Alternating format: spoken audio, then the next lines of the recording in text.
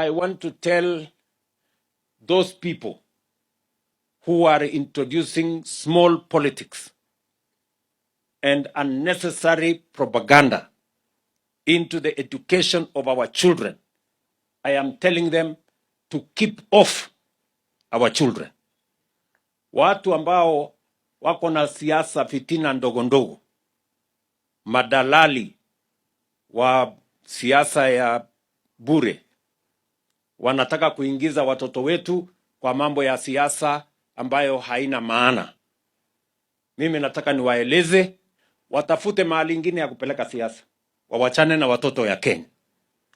Watoto wa Kenya wote 1,130,000 wote watapata nafasi ya kwenda katika shule ya senior school Januari.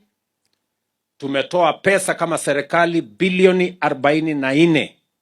Pesa hiyo itakuwa shuleni kabla ya watoto kufika shuleni.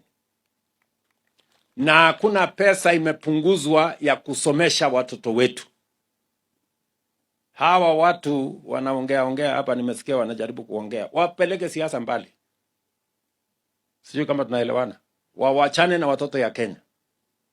Watoto wa Kenya ni watoto wetu and tumefanya reform ya kutosha.